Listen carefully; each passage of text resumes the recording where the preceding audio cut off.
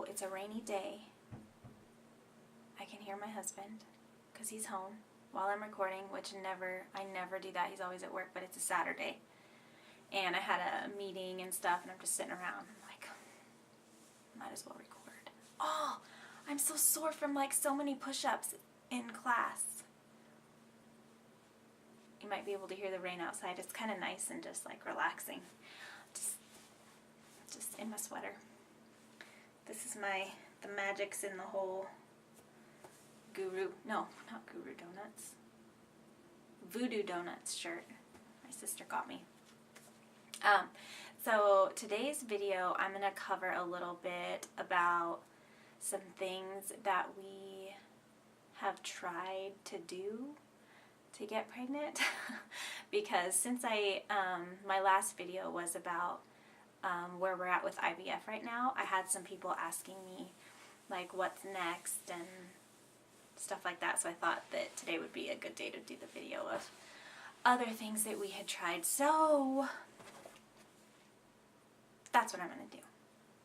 Okay.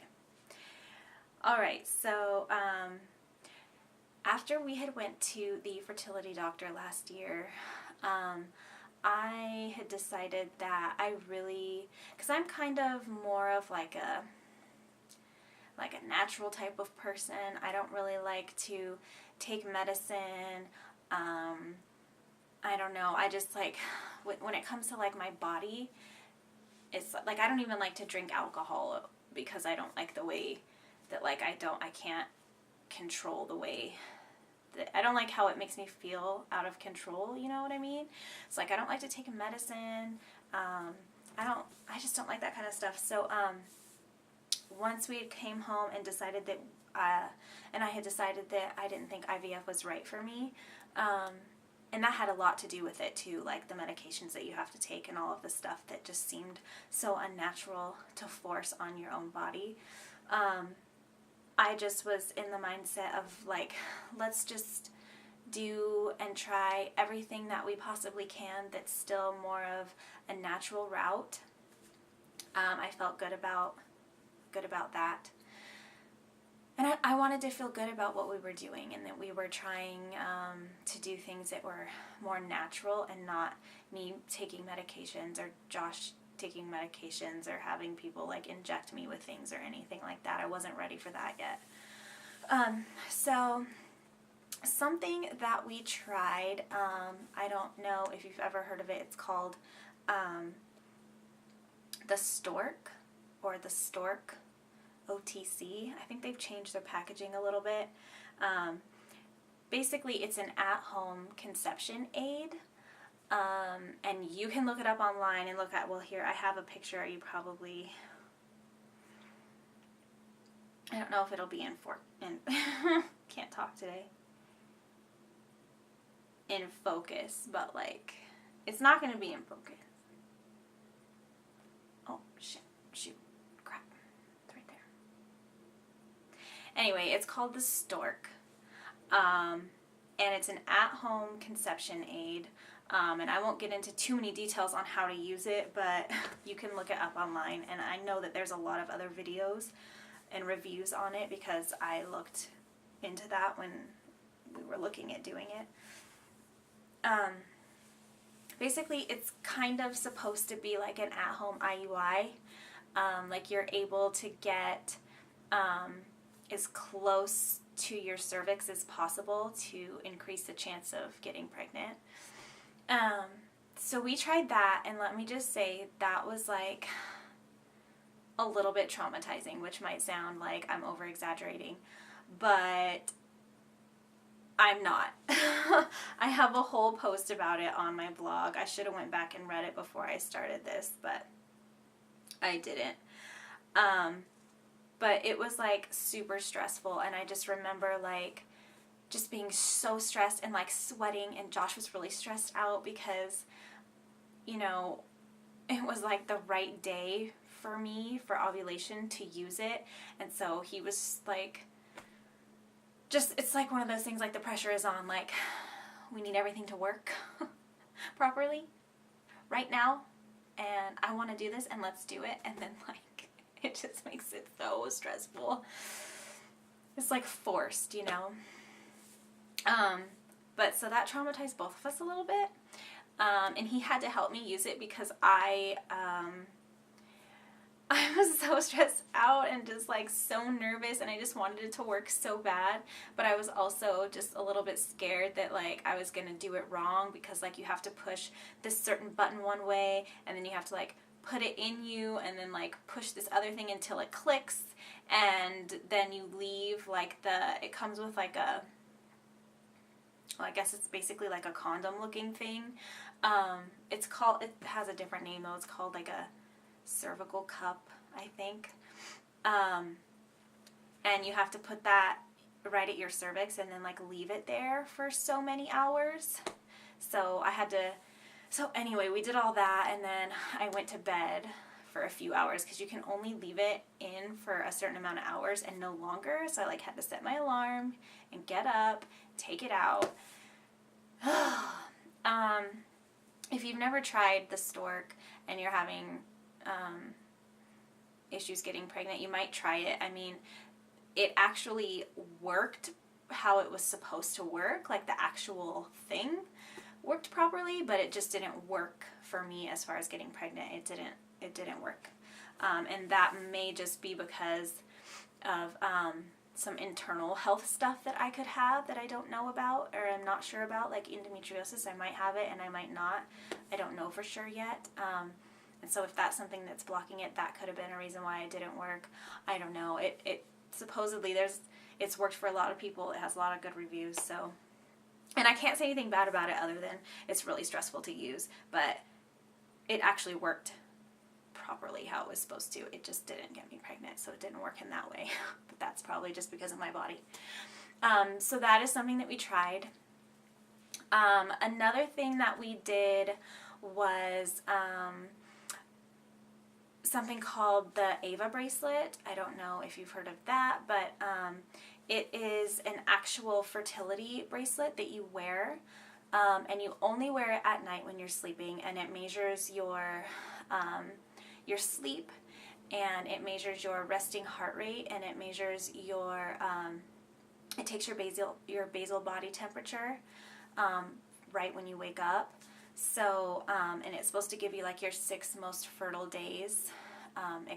You have to download an app that goes along with the bracelet that gives you all of your data and all of your info. I was really excited about that one. I thought that, man, maybe, you know, our timing has just been off a little bit, and this will work and this will help me. So I bought that, and it's not cheap. It's quite expensive. I forget how much now. I want to say like about $200. Bought that and used it for a few months, and that obviously didn't work either. So I ended up selling it because I just thought that, you know, if it didn't work within so many months, that, you know, that just wasn't going to work for me. I really did like having that data though. That was great, and it was nice because like we had gone on, well, I was on a little working vacation in California, and I took the Ava Bracelet with me, so I was able to track everything while I was away. So that was nice, rather than having to like take ovulation sticks with me or buy them when I was out of town, you know. So that was nice. Yeah, and I liked having it. I liked having all of that data. It's something like I thought about even keeping it just to have the data because I liked having it, but it just wasn't worth it because it was so expensive. I just thought, I don't need to keep it if I'm not using it for fertility and if it's not working for me. So I tried that for a few months. I think I tried it for, I want to say like 3 or 4 months. So that's something that we also tried that didn't work. And then we did, I was following this woman. She has a Facebook group, and she's a fertility doctor in a different country, and she was doing what she was calling like the 14-day fertility challenge. So I joined that. That was something that I tried. Josh and I tried some of it together, and then it got really frustrating, and Josh just wasn't on board with a lot of the things, and so I just got frustrated and gave up because I felt like one of us couldn't just do it. We had to both be all in. It was one of those type of things. And you can go to my Instagram account and read about that more in depth. But basically, it was a challenge, and every day of the 14 days, there was different things for you to personally do that were supposed to help you work towards getting your body in the best preparation it could be for you to get pregnant.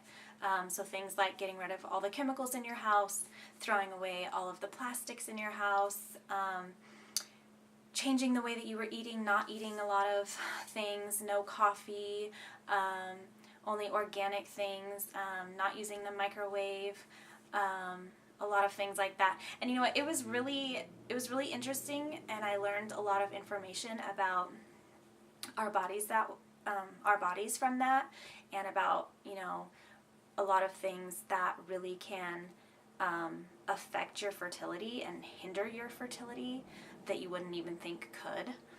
But like I said, we tried we tried most of that challenge, and then never really completely finished it because,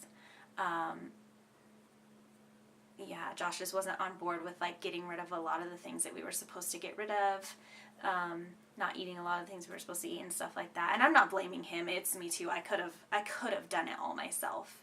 I just felt too overwhelmed at the time, and so I never quite finished it. But I'm a little bit closer now, though, to being more chemical free. I have some girls that I know that I work out with that are helping me. One of them sells the Young Living oils, and she's helping me a lot.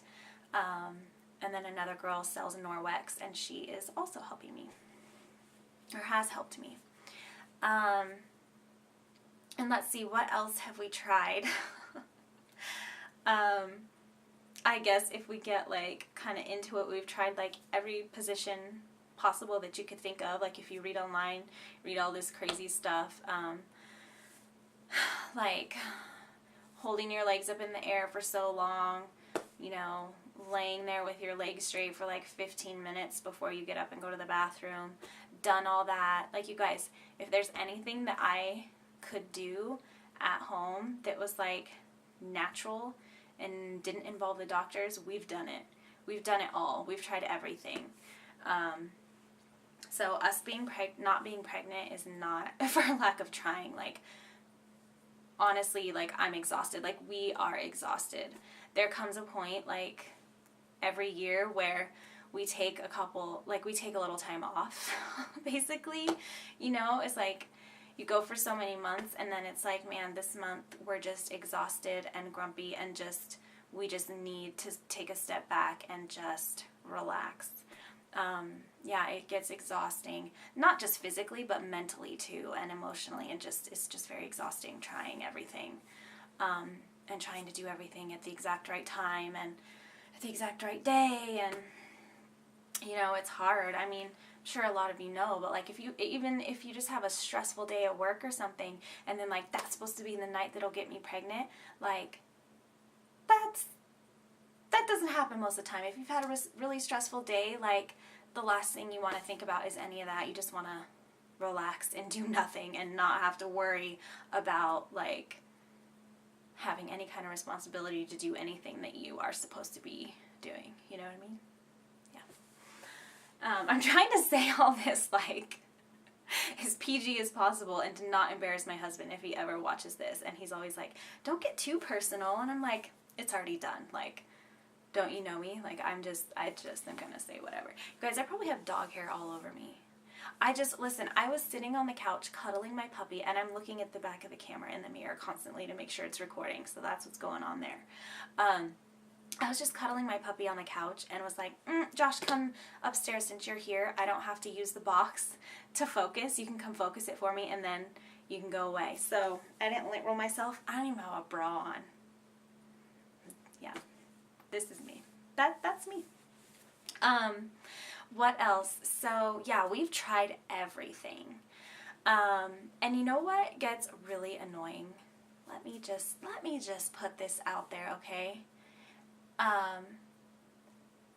Yeah.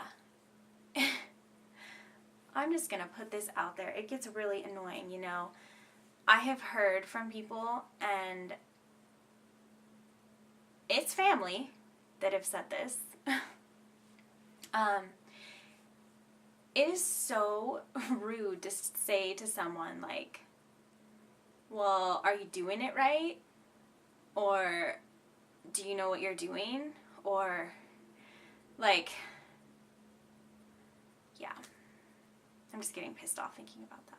It's just so rude, like, you know, like, because by now, pretty much everyone knows that we've been struggling to get pregnant. I mean, I've held all that in for a long time, and, like, even a lot of family didn't know for a really long time. But pretty much now everybody knows. And so for someone, especially a family member, to say something like that, like, well, are you doing it right? I mean, I know that, like, they're pretty much joking, but it's just, like, that's not funny to me. Like, it's not funny. It's just rude, and it's just irritating, and it just pisses me off. And it's like, you know, we know what we're doing, okay? We know what we're doing more than a lot of people do, okay? Like, we've researched and tried so many different things and went to the doctor, and, like, we know what we're doing. We've been together for a really long time. The fact that I'm not pregnant is not because we don't know what we're doing. That's just so rude, you know? That's just so rude. So don't say stuff like that to me, or I'm going to get pissed off at you. I mean, if you're trying to piss me off, fine. It's going to work. I guess that's all the major stuff at home. Yeah. Yeah. There. So basically, I just wanted to cover that and put it out there that, yes, there are things that we can do at home. Yes, we've tried them all. Yeah. And none of them have worked. And the sun just came out, and it's beautiful. I think there's going to be a rainbow. Okay. Hopefully this was an informative one.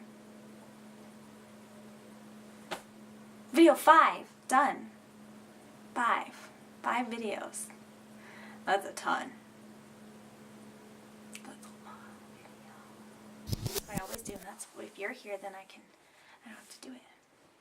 I think it looks fine. Okay. I'm going to talk about the stork a little bit. Ew. Mm-hmm. Don't give too much personal information. Oh, it's already done. Henry, nap time. Let's go. Hurry up, it's recording all of that. All right. But I need my battery.